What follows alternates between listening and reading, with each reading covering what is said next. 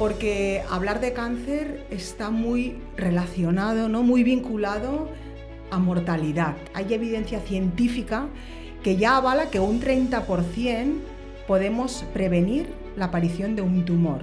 ¿Qué puedo yo decirles o hacer o qué se puede hacer para que dejen de fumar? Porque ellos siempre te dicen lo mismo, de algo tengo que morir. En el 2040, 1 de cada 2 hombres vais a tener cáncer y 1 de cada 3 mujeres vamos a tener cáncer. Que el ejercicio físico es un tratamiento más que sí que les va a aportar muchos beneficios, que sí que les va a paliar y a mitigar muchos efectos secundarios, pero de momento no cura. ¿Cómo podemos acompañar? ¿Qué cosas podemos hacer? Porque muchas veces son ellos mismos los que te acompañan a ti, no tú a ellos. Jamás hay que tratar a un paciente que tenga cáncer. No es un paciente frágil, al contrario, tampoco es un guerrero. Aquí nadie lucha. Mira, el jueves falleció una paciente y amiga mía y su frase con la que nos hemos quedado todos es que aquí, a esta vida, no hemos venido a sobrevivir, ¿no? Hemos venido a vivir. A disfrutar. Estamos aquí para ser felices, ¿no? Para sumar y para aportar.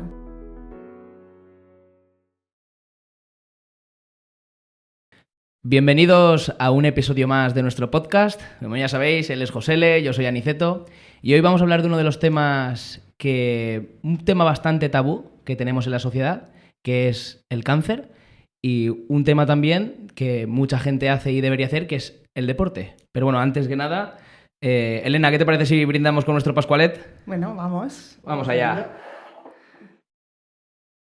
Vamos allá. Ahí está, por la charleta.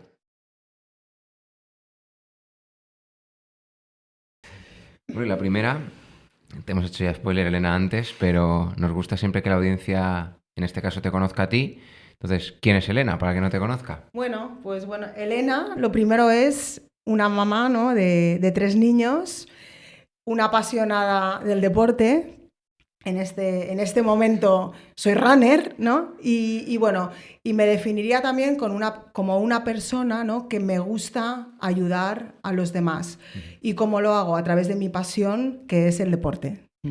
A nivel profesional, pues bueno, me dedico al deporte y al cáncer y ayudar a personas que están en procesos oncológicos diagnosticados de esta palabra que hemos nombrado como es el cáncer, ¿no? Y bueno, pues mi día a día actualmente está en el Instituto Valenciano de Oncología Médica, en Valencia, y me dedico a ayudar a las personas durante el proceso de la enfermedad. Y Elena, ¿por qué crees que da tanto miedo hablar del cáncer? ¿Por qué da tanto miedo esta palabra? Bueno, yo pienso que cuando hablamos de cáncer, la gente, ¿no? Lo primero que hace es abrir los ojos, ¿no? Porque hablar de cáncer está muy relacionado, ¿no? Muy vinculado a mortalidad, ¿no? A lo que es esta palabra que nos asusta tanto a todos como es la muerte. Y quizás ese sea el estigma para mí más importante de esta palabra, cuando hoy en día bien es cierto que ya hay muchos avances y en congresos, en encuentros, ¿no? Tanto a nivel nacional como internacional, estamos hablando de cáncer y hablamos de mortalidad. Pero ahora ya en todos los congresos, en todos los sitios, cada vez se habla más de supervivencia, de un aumento de la supervivencia, más que de mortalidad. Y lo estamos comentando, tú, una parte de tu vida es el ejercicio físico y otra es acompañar a estos pacientes oncológicos. ¿Por qué el ejercicio físico, Elena, podríamos decir que es tan importante antes, durante y después de este proceso? Pues yo lo defino siempre de una forma con 3 términos, ¿no? Para que todo el mundo lo entienda.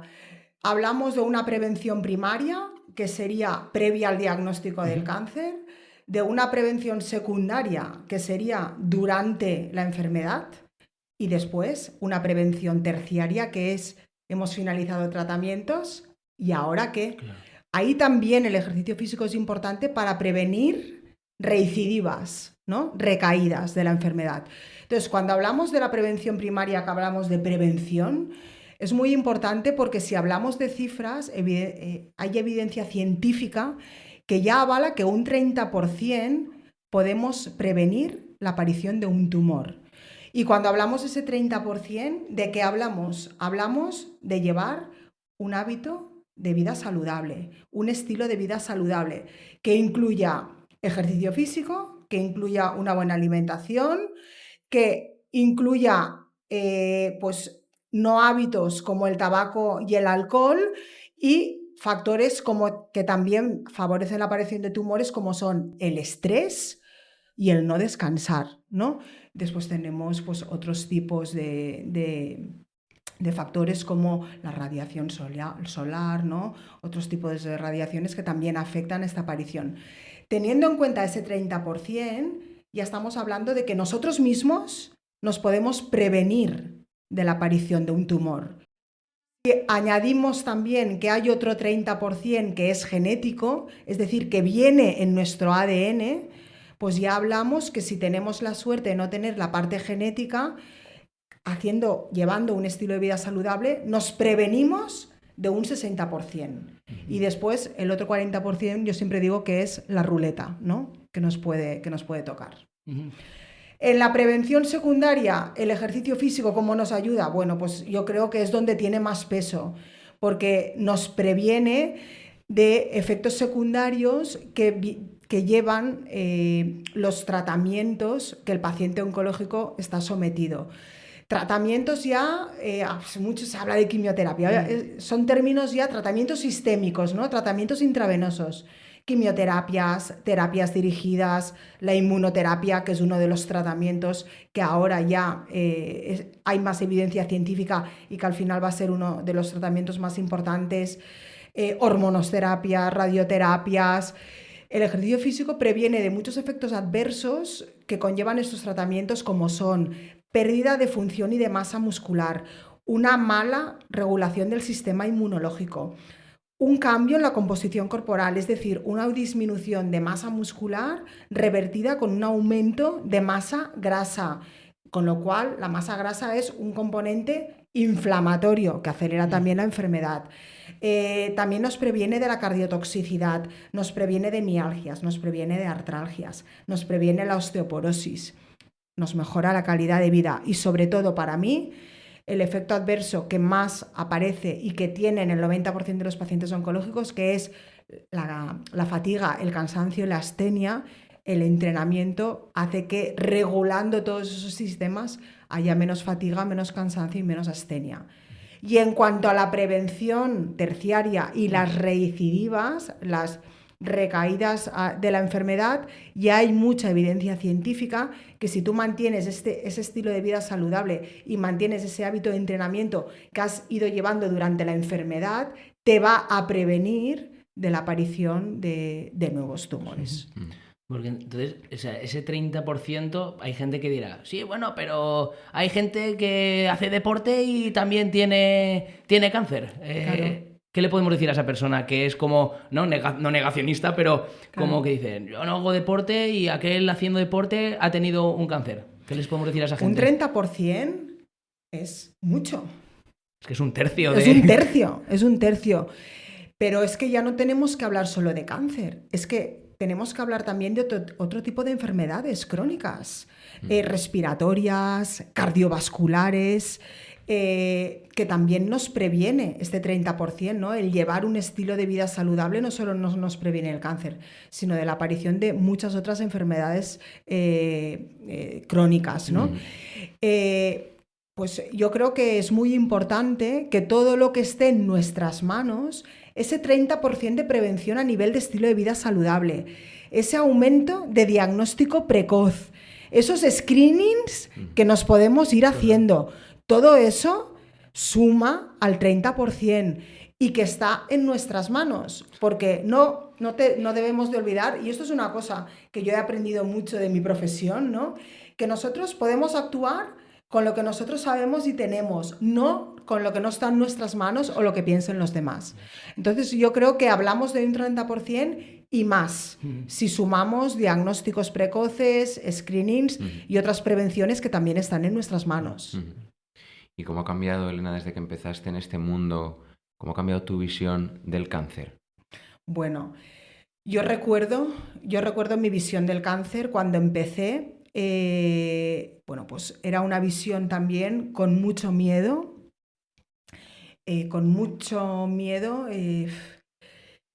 Ya no a desarrollar la enfermedad, ¿no? Sino a qué ocurriría durante el transcurso de esa enfermedad a mí, ¿no? A mis seres más queridos, a mis seres más allegados, y qué pasaría.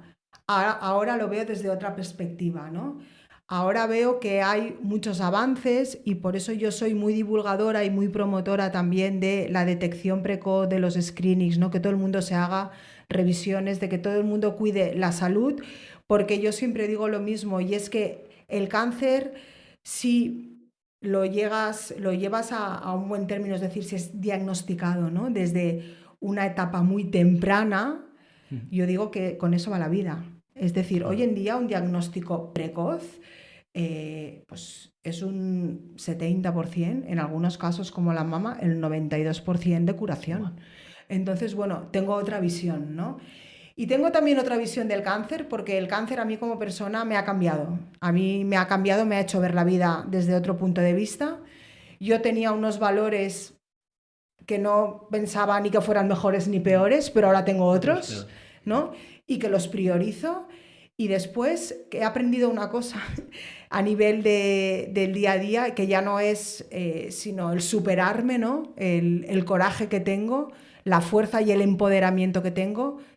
Bueno, para mí el valor que más he adquirido es la resiliencia y sobre todo priorizar el día a día, y el más importante de todos, he aprendido a cuidarme a mí misma, que hasta que no he estado profesionalmente vinculada a esta profesión, lo despreocupé un poco, y ahora he aprendido a cuidarme a mí también. ¿Y cómo crees que una persona debe de cuidarse? Es decir, una persona que no ha tenido nunca ningún cáncer, ni tiene ningún familiar que pueda tener, es decir, ¿qué tiene que hacer a nivel práctico para poder prevenir? Y una persona que lo tiene, en sus posibilidades, porque dependerá del caso, ¿qué debe hacer también para mejorar su estilo de vida teniendo ese cáncer? Bueno, yo siempre hablo de dos términos que son muy importantes y que, bueno, a nivel, ya no a nivel clínico, sino a nivel de sociedad muchas veces se confunden, que son dos términos muy importantes, como es la actividad física y el ejercicio físico, ¿no? Cuando hablamos de, y ahora veréis por qué os lo explico, así, y es porque está relacionado directamente con la inactividad del sedentarismo, ¿no? Que sí que está relacionado con un estilo de vida saludable. Cuando hablamos de actividad física, es decir, hablamos de movimiento, es el día a día de cualquier persona. Yo cuando entra un paciente por la puerta, no le pregunto el diagnóstico. Lo primero que le pregunto es, ¿qué hace usted en su día a día, ¿no? Desde que se levanta, ¿no? Y ahí tú ya ves el perfil de la persona. ¿Qué recomendaciones? ¿No? Que, Aniceto, que es lo que tú me decías. Sí. Pues recomendar llevar un estilo de vida saludable que esté lleno de actividad física, de movimiento.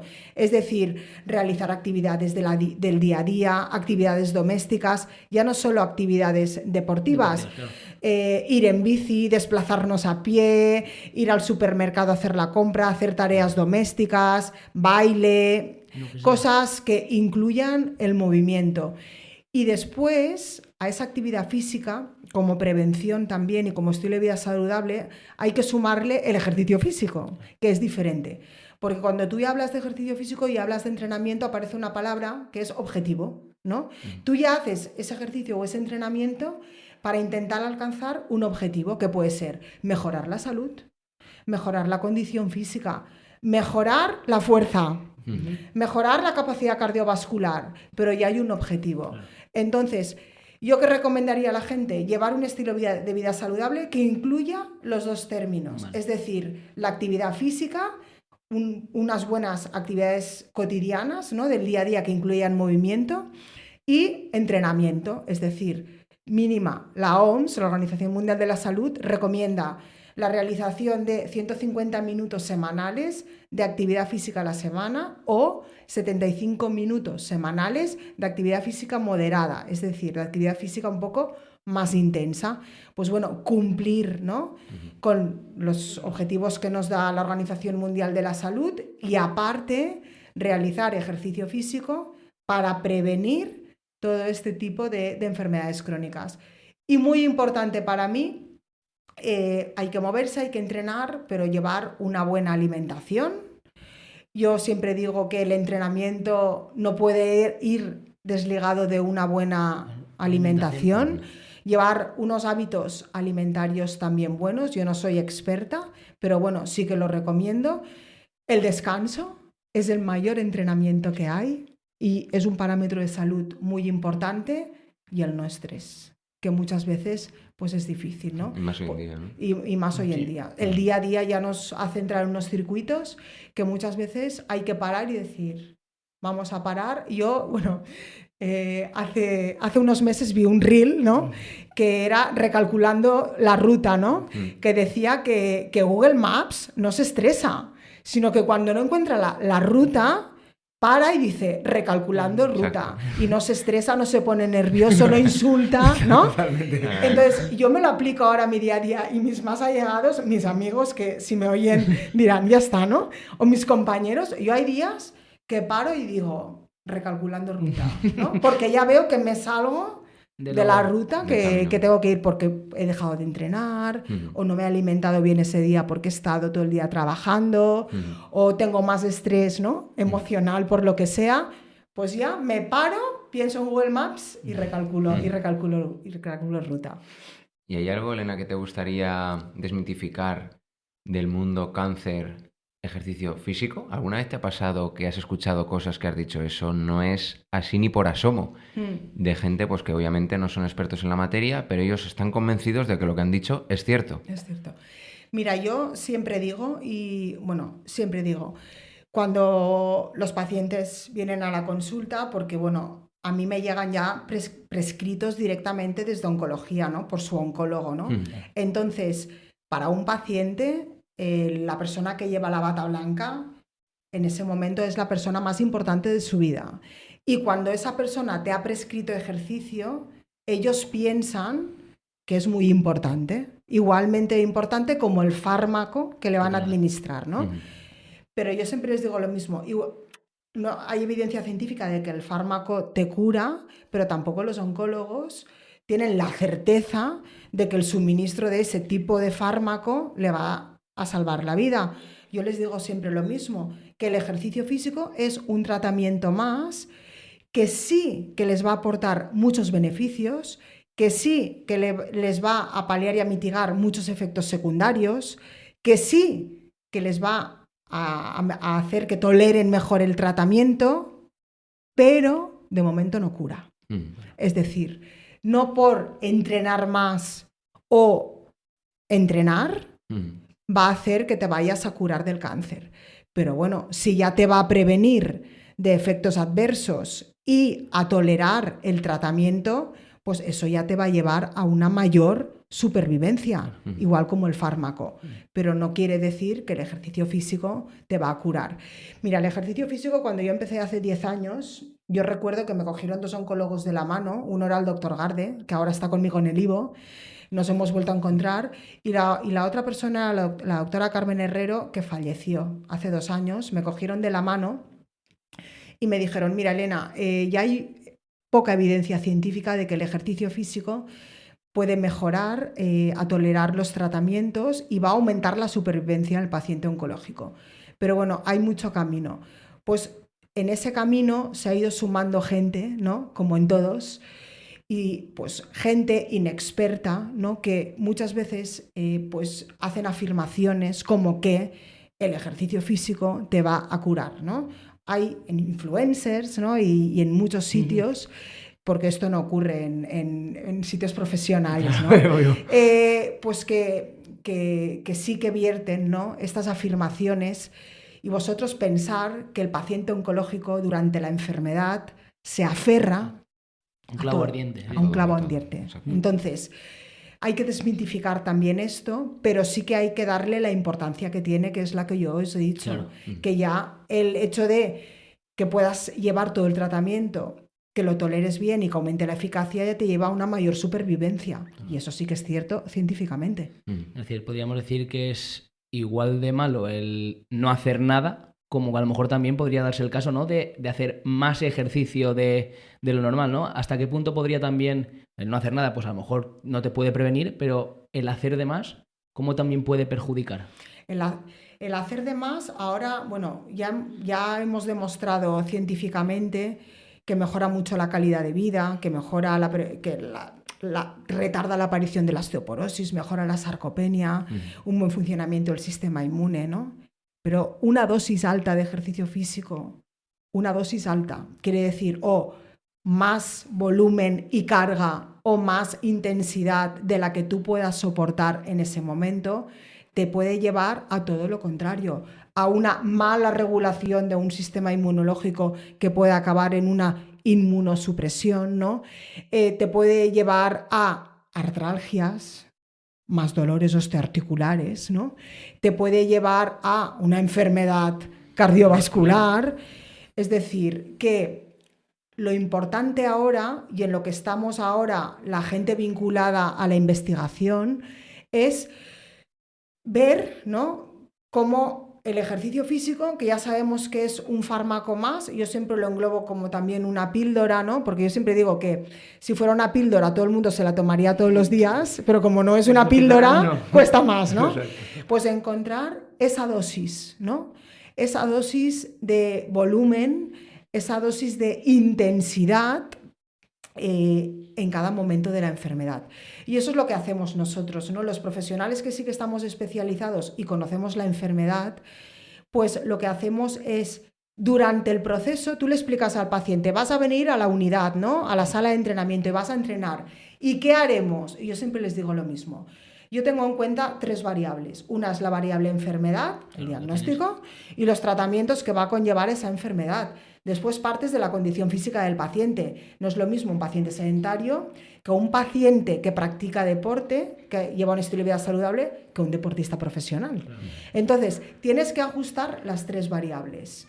Entonces, hay que adaptar a cada momento las 3 variables. Y eso es lo difícil y eso es lo que debería ser y lo que está siendo ahora, que ya se está llevando a congresos, encontrar esa dosis adecuada para que el ejercicio físico sea siempre beneficioso y nunca perjudicial. De ahí que muchos profesionales aún no prescriban ejercicio físico. A mí me dicen compañeros profesionales, ¿y cómo has conseguido, ¿no?, que los oncólogos, sobre todo, ¿no?, o los cirujanos te deriven a los pacientes? No es que lo haya conseguido, es que, bueno, yo siempre he trabajado en equipo, he trabajado siempre bajo un concepto que es la seguridad y siempre basándome en la evidencia científica. No he probado nada, ¿no? No he probado nada. Entonces, ¿por qué no acaban derivando? Por miedo. Porque ellos saben que un exceso puede ser perjudicial. O ahora todo el mundo, entrenamiento de fuerza, entrenamiento de fuerza, entrenamiento de fuerza. Pues claro, está evidenciado que el entrenamiento de fuerza es importante, pero es que el entrenamiento cardiovascular también, porque muchos tratamientos sistémicos llevan asociada una cardiotoxicidad que hay que prevenir o que hay que tratar. Claro. Entonces, ¿cuál es el mejor tratamiento? Es que depende. Hay que tener en cuenta todas las variables. Porque a ti, por ejemplo, Elena, esto que estás explicando, ¿qué te limita más a la hora de preparar el ejercicio físico para un paciente?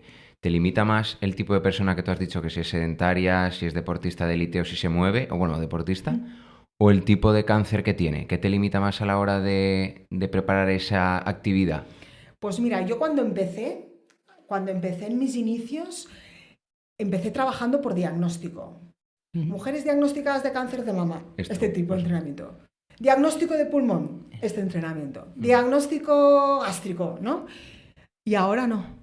Ahora, ya os lo he dicho, cuando entra la persona en la consulta o en la unidad, lo primero que les pregunto es el estilo de vida que lleva esa persona. O sea, lo primero que me preocupa es si es una persona activa, inactiva, sedentaria o practica algún tipo de ejercicio, porque para mí esa información es muy importante. Es muy importante porque no puedes prescribir a una persona sedentaria que encima va a proceder a unos tratamientos oncológicos que conllevan unos efectos secundarios, decirle no. Mire, es que usted ahora, aparte de la quimioterapia, la radioterapia, la hormonoterapia y la terapia dirigida, va a venir a entrenar 3 días. Y después yo le voy a prescribir para el fin de semana una tabla de... No. Entonces, para mí es muy importante la persona, ¿no? La condición física, el estado emocional en que se encuentra.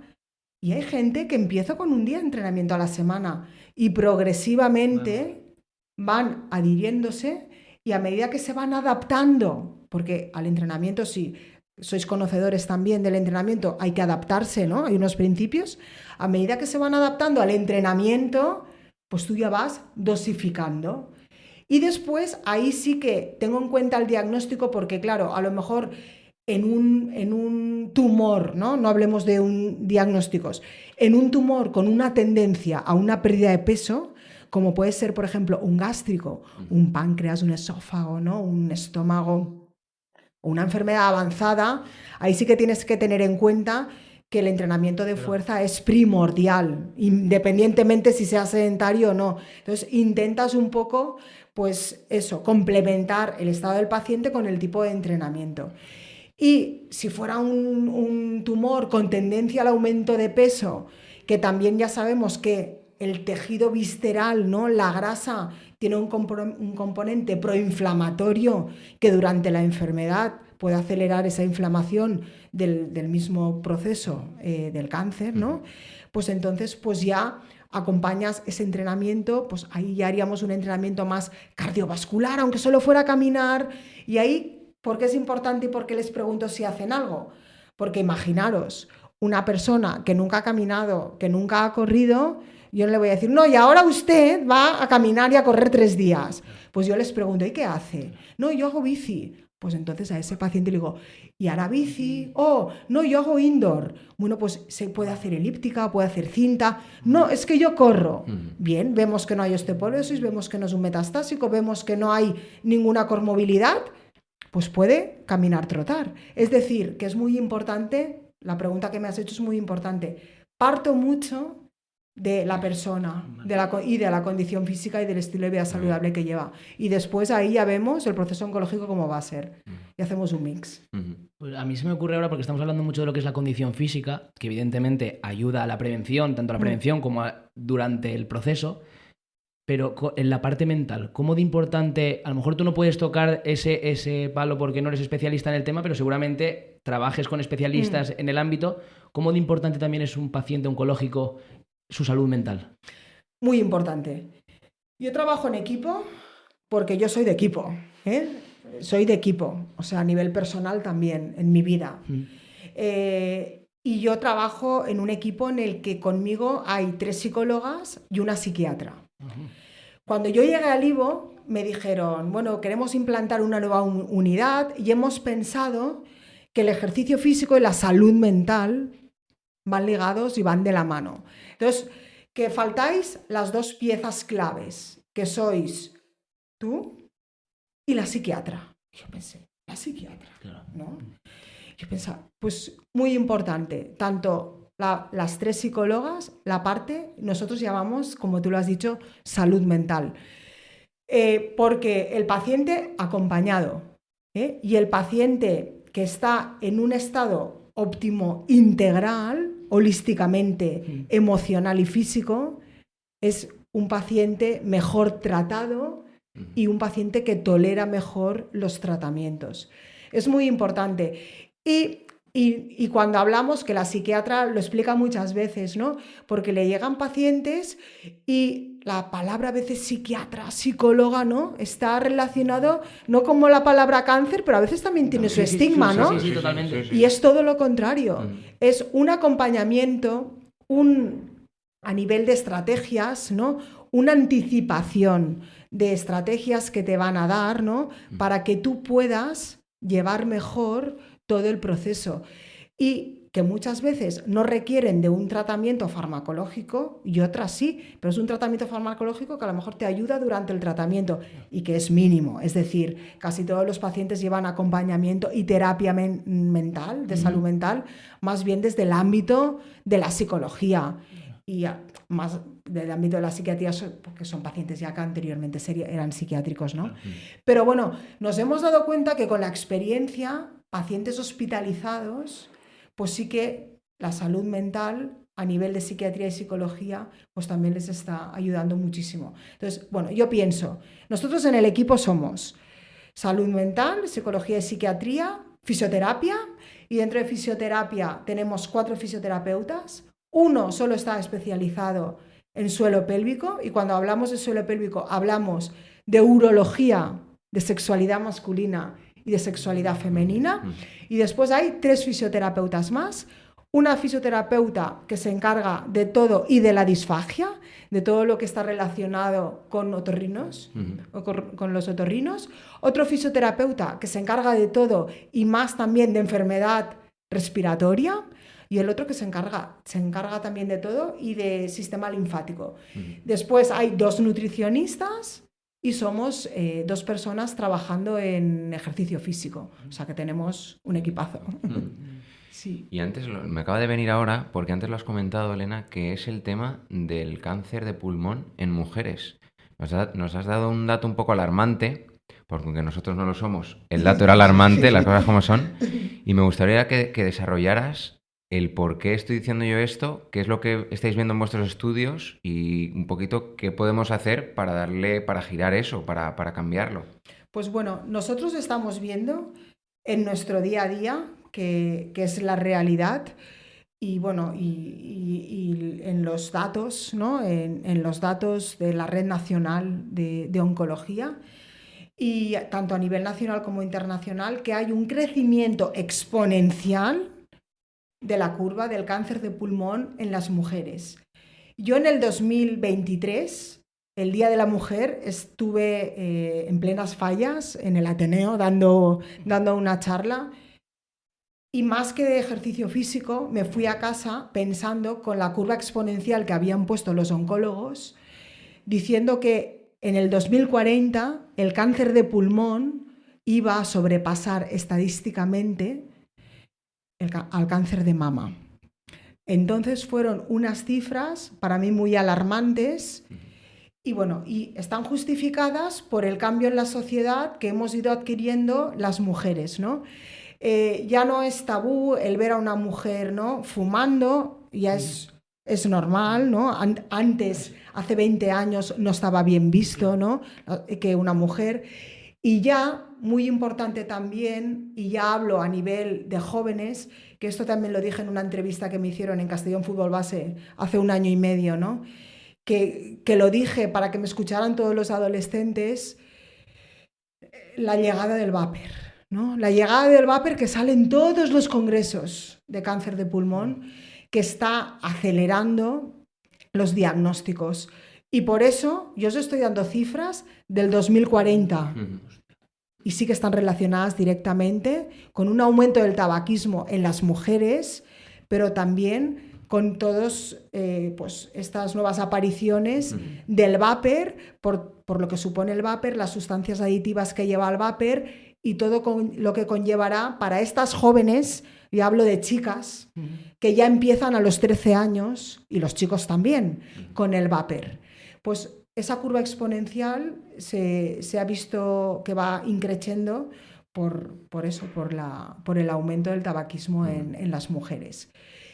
Y ahora viene la pregunta, bueno, ¿y ciclista profesional, no? Bueno, nosotros tuvimos un caso hace 15 días de un chaval de 20 años, un diagnóstico de cáncer de pulmón, que no entra dentro de ese 95% de diagnósticos de fumadores. Bueno, pues es que todos sabemos que siempre hay un 5% de casos, pero es que está evidenciado, y yo no me lo creía hasta que he llegado al hospital y estoy en los comités, de que los diagnósticos de cáncer de pulmón, y cada vez que hablamos de los casos, se dice fumador, exfumador desde hace un mes, claro, desde el diagnóstico, claro, ¿no? Pero es fumador, y el 98% de casos son fumadores. Y yo me viene a la mente qué podemos hacer. Quiero decir, yo, por suerte o por desgracia, por suerte tengo amigos, pero por desgracia fuman. Entonces, ¿qué puedo yo decirles o hacer o qué se puede hacer para que dejen de fumar? Porque ellos siempre te dicen lo mismo, de algo tengo que morir, ¿no? Joder, es que es muy... Pero que no sea de algo que estás provocando tú, ¿no? Claro. Que te toque, ¿no?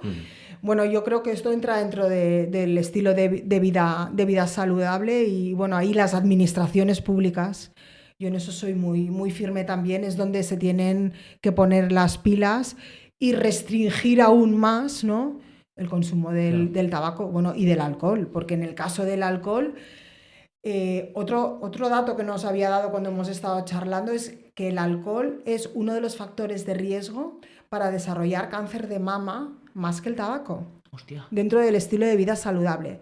Y eso no se sabe, no se dice, nosotros lo sabemos porque lo hablamos. El consumo de alcohol, hablamos de lo mismo, cada vez en edades más tempranas. Yo hace 10 años, cuando empecé en este campo, ¿no?, pues, no sé, yo veía diagnósticos de cáncer de mama, yo también pensaba, pues, tenía 10 años menos, pero veía mujeres entre 45, ¿no?, que la edad media estaba entre los 45 y 55 años. Es que actualmente estamos hablando de que está bajando la edad también en el cáncer de mama. Es que hay grupos de chicas de 28, de 30, de 33, de 37, de 38... Es que cada vez más los diagnósticos, y fijaros, es que incluso estas chicas, a no ser que el screening o el diagnóstico precoz vayan por la sanidad privada, es que aún no han llegado ni al screening de la sanidad pública, que es a partir de los 40-45. Es decir, que son detecciones de las propias chicas. Y cada vez se está adelantando también más la edad. Pues yo creo que pese a que divulgamos, ¿no?, y damos cifras, la gente no se lo acaba de creer. Es que yo creo que hasta que no estás, o hasta que no te toca de cerca, hasta que no te toca de cerca, te piensas que nunca te va a llegar. Y sí que llega, y sí que llega. Y igual que estamos comentando tema tabaco, tema deporte, etcétera, etcétera, ¿hay métricas, desde mi desconocimiento, Elena, hay métricas relacionadas con el estrés? ¿Se saben alguna porcentaje? Sí, ya hay primeros estudios de que el estrés es un factor de riesgo muy importante, ¿no? Y se está estudiando mucho en ello. Yo métricas, así a nivel de tanto por cien ahora, no os puedo dar, pero sí que os puedo decir que es uno de los factores de riesgo que ya está demostrado que también desencadena la aparición del cáncer. Y después lo que sí que os puedo dar es el día a día y la información que tengo de muchos pacientes. Y todos los pacientes, bueno, porque conmigo entrenan, ¿no?, y están más sueltos, ¿no?, y hablan más que a lo mejor en la consulta del oncólogo, que están más tensos, ¿no? Todos relacionan el proceso con algún hecho o algún estrés, algún impacto emocional importante que han tenido en su vida. Todos lo suelen relacionar, lo vinculan. Sí. Que a lo mejor no es eso, Claro, pero es no como es que eso. como buscamos siempre explicación a todo. A todo, sí. Porque estamos hablando, ¿no? Está como el tema ahora, la gente que lleve rato escuchándonos ya, joder, qué triste todo, ¿no? Qué turra, No. pero tu trabajo, al fin y al cabo, también es súper bonito, ¿no? Porque Claro. seguramente tu día a día sea, pues, tener a gente que está en una enfermedad bastante grave y, por desgracia, perder a esa gente, ¿no? ¿Cómo podemos, la gente que tiene un familiar, un amigo, que le han detectado un cáncer, un tumor, cómo podemos acompañar? ¿Qué cosas podemos hacer? Porque muchas veces son ellos mismos los que te acompañan a ti, no tú a ellos. ¿Cómo podemos acompañar a esas personas? ¿Qué cosas podemos decirles, hacerles? O simplemente estar, no sé, tú que has trabajado más con gente con este tipo de enfermedad, ¿cómo podemos tratar su día a día? Bueno, yo es mi día a día. Yo, bueno, y de tristeza, ¿no? Yo siempre les digo a los pacientes cuando llegan, ¿no?, a mí, les digo, yo voy a ser lo mejor de la enfermedad, ¿no? Y ya hacen un clic, ¿no? Y yo digo, voy a ser la mejor parte del proceso. Y así es, ¿no? Yo creo que la mejor forma de acompañarles, bueno, no pasa res, no pasa nada, hoy hay mucha supervivencia, no. El mejor acompañamiento es el normalizar, ¿no? La vida de esas personas, el acompañarles en lo que te demanden, no intrometernos en lo que no necesiten y siempre estar atentos a las necesidades, ¿no? Ser un poco hábiles. Jamás hay que tratar a un paciente que tenga cáncer. No es un paciente frágil, al contrario, tampoco es un guerrero. Aquí nadie lucha. No estamos en ninguna guerra. Yo es que soy muy anti. Y justo ayer lo hablaba con unas pacientes jóvenes de mama, que yo les digo, ay, cuando os ven, ¿no? Qué suerte has tenido, ¿no? Que tienes cáncer de mama, no, te vas a salvar. Te cae el pelo, no pasa nada. Te quitan un pecho, no pasa nada. Te caen las cejas, no pasa nada. ¿Cómo que no pasa nada? Claro que pasa, ¿no? Entonces, hemos de acompañarles pues de la mejor forma. No normalizándolo, yo lo consigo normalizar todo, ¿eh? Es verdad que al final, pero es mi día a día, yo también tengo un rol con ellos diferente, pero bueno, pues normalizar la situación, intentar ayudarlos, pues eso, que quieren hacer deporte, bueno, ¿quieres que salgamos? ¿Qué te gusta? O bueno, tú ya lo sabes porque es tu amigo, es tu familiar, pues vamos, ¿te apetece caminar, ir en bici, lo que sea, pasear, un café, nada, cualquier cosa que siempre les pueda aportar, pero aportar es sumar y no para fragilizar, nada de golpecitos, ¿qué tal? ¿Cómo estás hoy? ¿No? ¿Cómo estás hoy? Hoy es un día más, es como ayer y como mañana, ¿no? O sea, llevar, no sé, hacerlo todo lo mejor, no sé, natural, ¿no? Yo lo llevo, es que lo hago todo muy natural. ¿No? Yo creo que también porque tenemos ese miedo, ¿no? A la muerte, ¿no? El claro. hecho de asociar cáncer con morir, sí. Y dices, hostia, es que se va a morir. Yo también ahora estoy pensando que hay que ver también, ¿no? Como va a morirse, a lo mejor es terminal, sí, pues vamos a hacer que acabe de vivir, correcto. No esperar a la muerte, correcto. Y ahí con miedo, ¿no? Correcto. Sino el acompañar ese proceso, lo poco que le queda, pues que acabe de disfrutar la vida y saber que la muerte nos llega a todos, pues sabemos que a ti te va a llegar antes, por desgracia, pues vamos a... O a lo mejor no, que eso no se claro, sabe. No se sabe.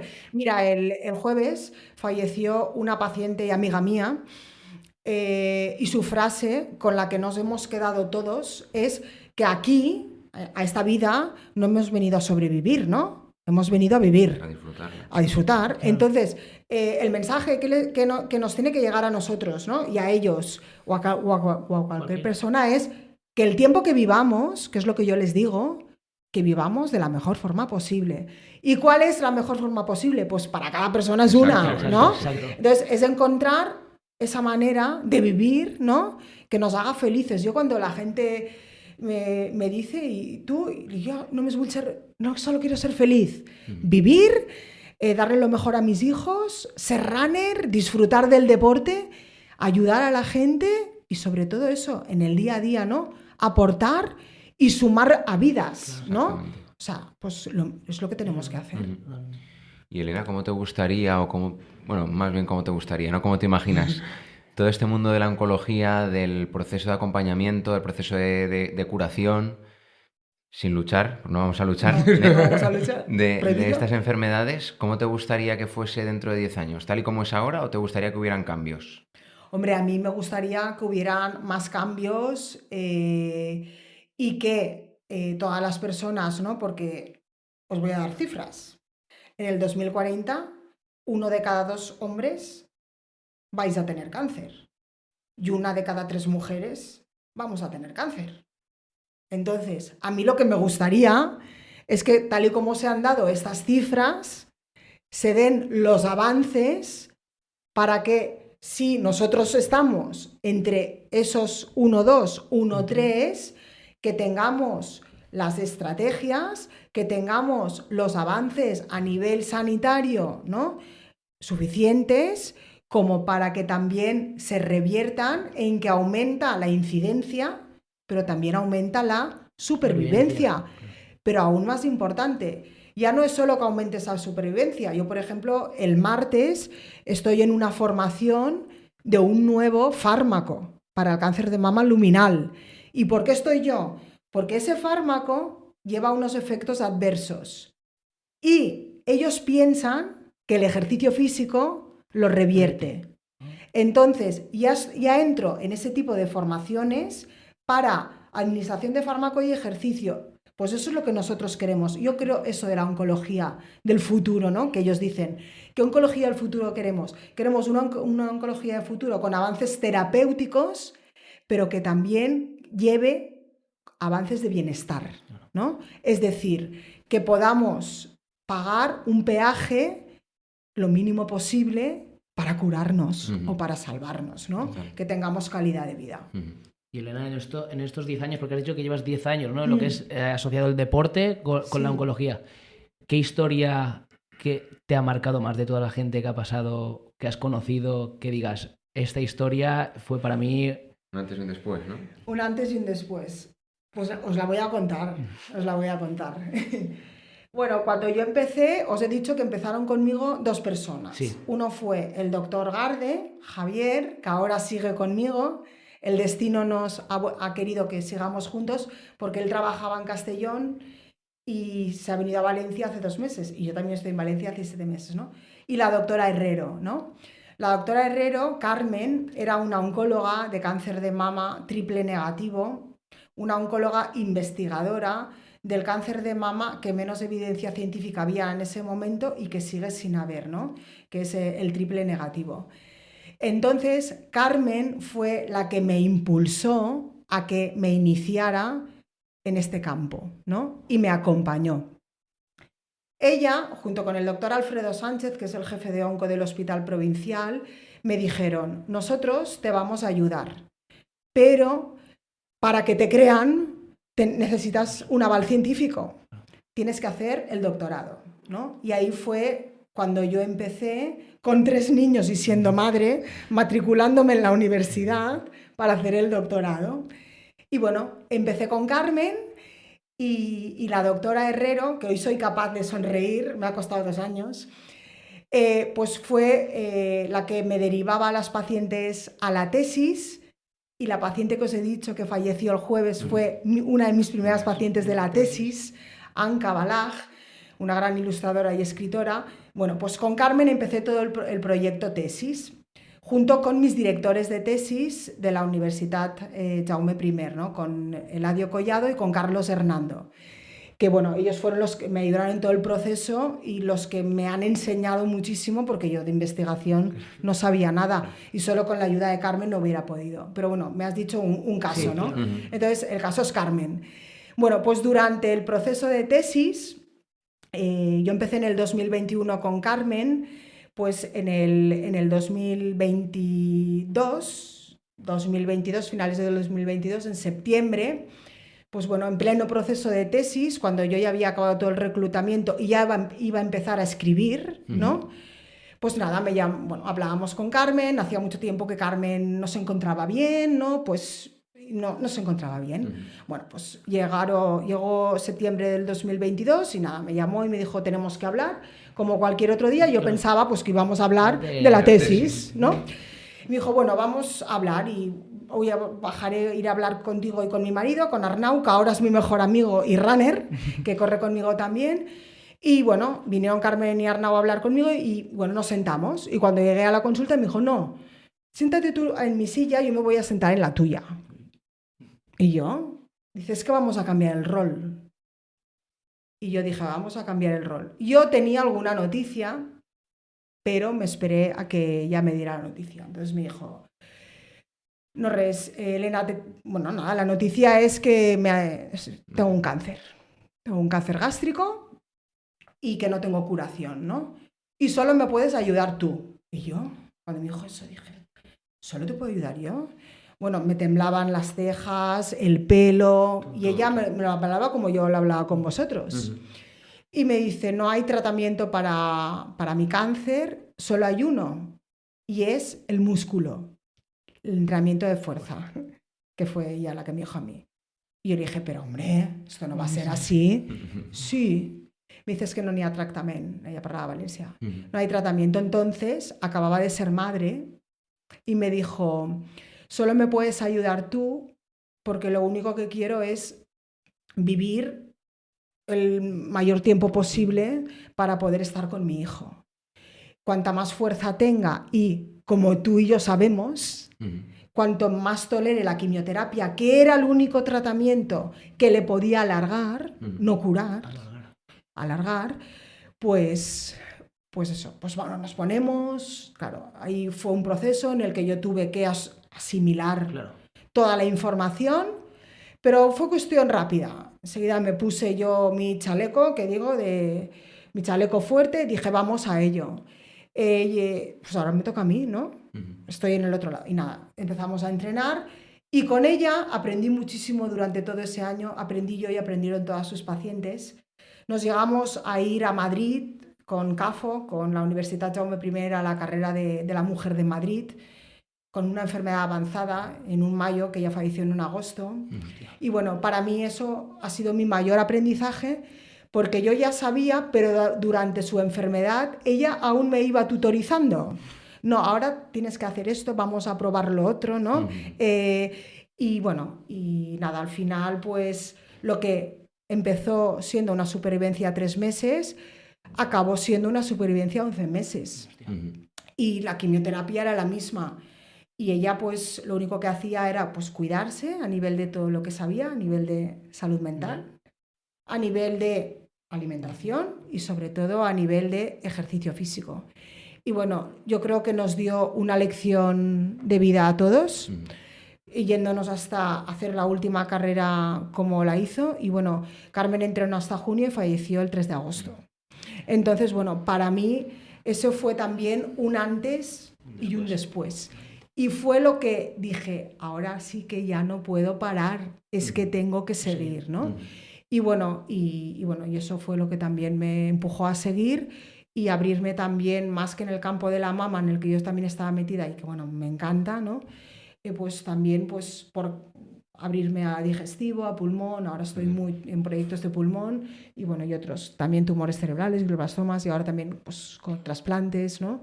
Que no hemos hablado de los oncomatológicos, pero hay mucha leucemia, mucho linfoma, y que el ejercicio físico es importante antes, porque prehabilitamos al paciente previo al trasplante autólogo, después durante el trasplante autólogo que están hospitalizados en planta.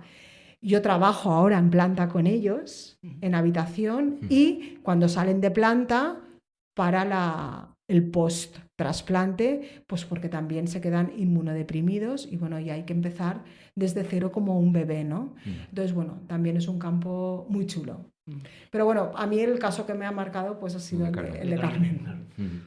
Iba a pasar al Pascualet Time, pero me ha venido ahora, Elena, de lo que estabas comentando, una pregunta, y es por qué, si lo sabes, claro, ¿por qué crees que hay más incidencia en temas, por ejemplo, leucemia, como acabas de comentar, o lo que decías antes de que de cara a 2040 1 de cada 2 chicos y 1 de cada 3 chicas será diagnosticada con cáncer? ¿Por qué crees que va a existir ese aumento, esa incidencia en estos casos? Porque pese a la difusión, lo que os he dicho, ¿no? Y a las medidas de prevención que intentamos que lleguen a la sociedad, no están llegando como se deberían. A lo mejor nosotros, que estamos vinculados, ¿no?, al mundo del deporte, ¿no?, y a otro tipo de actividades, lo vemos normal, pero aún no está normalizado. Y hay mucho consumo de tabaco, mucho consumo de alcohol, mucho estrés en la sociedad, y eso es lo que nos va a llevar a ese crecimiento exponencial. Y ahí también entra mucho los screenings y las detecciones precoces. Pero sobre todo el mal estilo de vida saludable que sigue llevando la sociedad. Pues vamos a por el Pascualet, ¿vale? Vamos a romper un poco con esta, ¿no? Esta nube de este aura de negatividad, podríamos decir. Son temas que creemos que son necesarios hablar y que no siempre se da la oportunidad de a gente que no convive con ello, como puede ser tú, de escuchar y de ponerle nombre y apellido a las cosas que pasan, ¿no? Entonces creemos que es importante. Pues vamos a pasar al Pascualet Time, que es un momento así un poco más distendido, ¿vale? Son una serie de preguntas.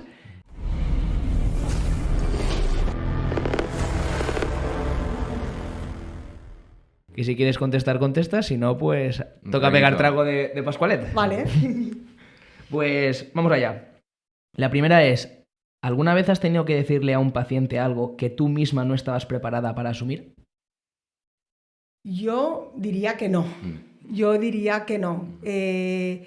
Bueno, que me haya costado, sí, pero que no se lo haya dicho, no.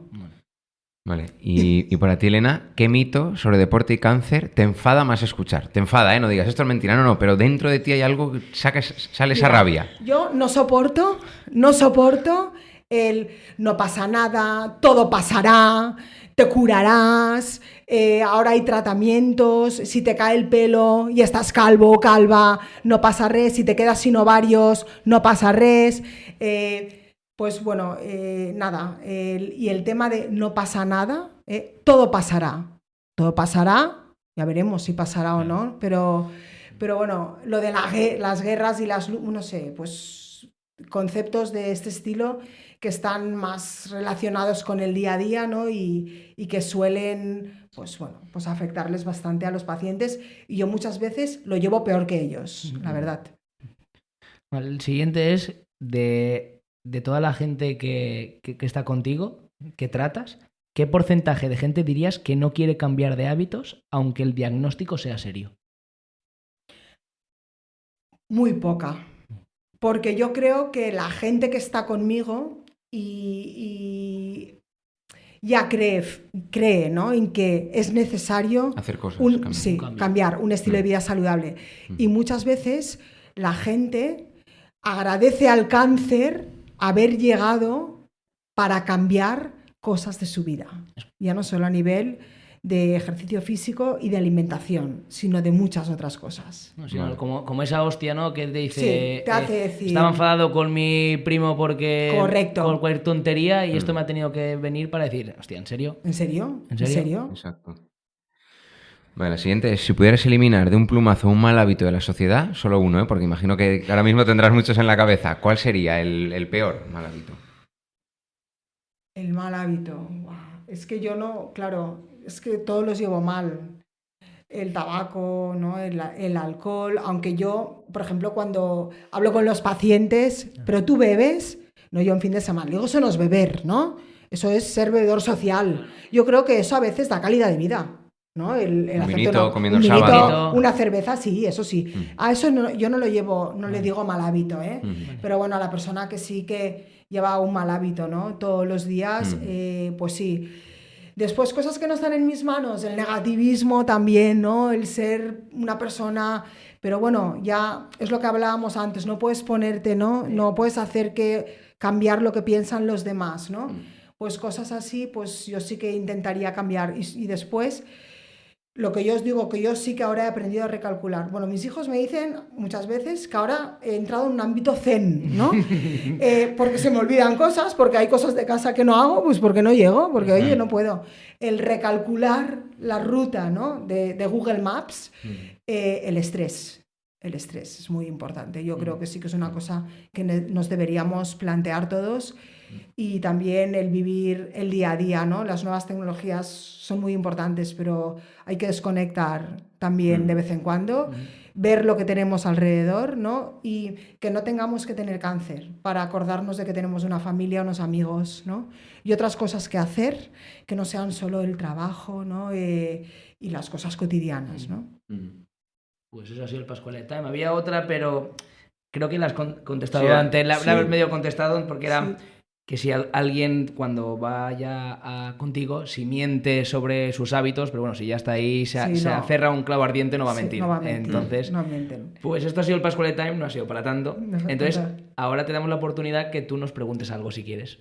Bueno, pues a mí sí que me gustaría preguntaros, ¿no? ¿Qué os ha motivado, ¿no? a hacer esta entrevista? A vosotros a nivel personal, ¿no? Este tema, ¿no? Porque no es un tema fácil. Y vosotros a mí tampoco me conocíais, ¿no? Entonces, ¿qué os ha motivado? Y bueno, eso sería por un lado. Y por el otro, si algo de la entrevista no erais conocedores de ello, o si os ha sorprendido algo o no, o si ya más o menos pensabais igual. Te contestamos primero la primera cada uno, ¿no? Sí. A mí, por ejemplo, el hablar de este tema... es por gente que ha pasado por el podcast, porque uno de nuestros temas que también nos gusta tratar es, ¿no? Historias de superación, ¿no? El hecho de acabar de ver esa entrevista y decir, ¿y yo en serio de qué me quejo, no? Pues sí que hemos estado hablando con personas que han tenido algún tumor, ha tenido alguna cosita, y el darle visibilidad a estas cosas, porque lo ves siempre en la tele, ¿no? La típica imagen que sale tocando la campanita, la mujer que ya deja de tener cáncer, o tienes una vecina que tiene una sobrina, ¿no? Pues aterrizar ese tema y el no naturalizar que es algo que te puede pasar a ti, a alguien que tienes cerca, y cómo tratarlo, cómo... Lo que decías, pues siempre te sale lo de, venga, va, no pasa nada. Hostia, sí que pasa, joder. Sí que pasa. O es que eres un... Tú crees que le estás ayudando, pero realmente no. Es una frase que tú no le dirías en otra circunstancia, entonces no le estás ayudando. Exacto. Entonces un poco, pues, ver cómo tratar eso, porque no somos expertos, no se nos enseña, ni se nos enseña a morir, porque es algo que va a pasar, y a veces tampoco incluso a vivir. Se nos enseña a sobrevivir. Entonces creo que es importante poner nombre y apellidos a ciertas cosas y naturalizar cosas que te encuentras en tu día a día. Entonces yo creo que eso es un tema que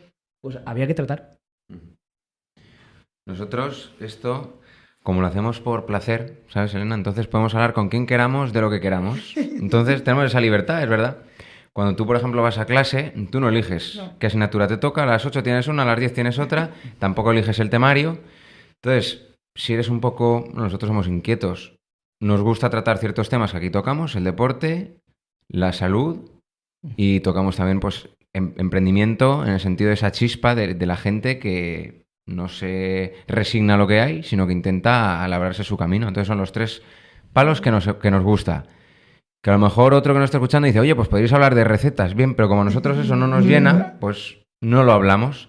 Entonces, dentro del ámbito de la salud creemos que el cáncer, pues, es algo que nos guste o no, te puede tocar.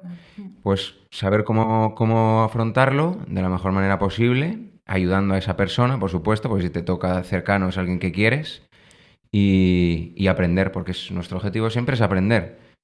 Y que va un poco ligado a la segunda pregunta, ¿no? Algo que nos has comentado, que nos ha sorprendido, pues todos los datos que has dado. Porque... A mí el que más me ha impactado es cuando has dicho 1 de cada 2 hombres tendrá cáncer. Y yo estaba pensando, digo, joder, aquí somos 2 hombres, o sea... No, pero yo he pensado otra cosa. Digo, pero tú y yo, que llevamos un estilo de vida que como hay que llevar, habría que poner otros 2 en la ecuación, tú te sales con el otro. Tenemos que poner 2 más. Ahí ha sido uno.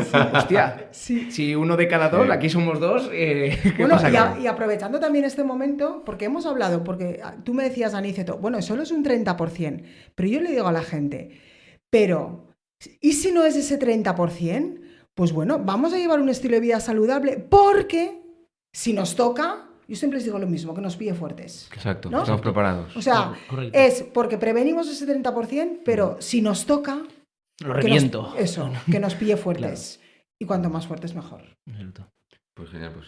Bueno, nosotros siempre, Elena, antes de terminar, nos gusta cerrar o bien con alguna frase o con algo que te gustaría que todos los que nos estén escuchando se queden. Sí o sí, de todo este rato, quedaros con esto. Para mí esto es lo más importante.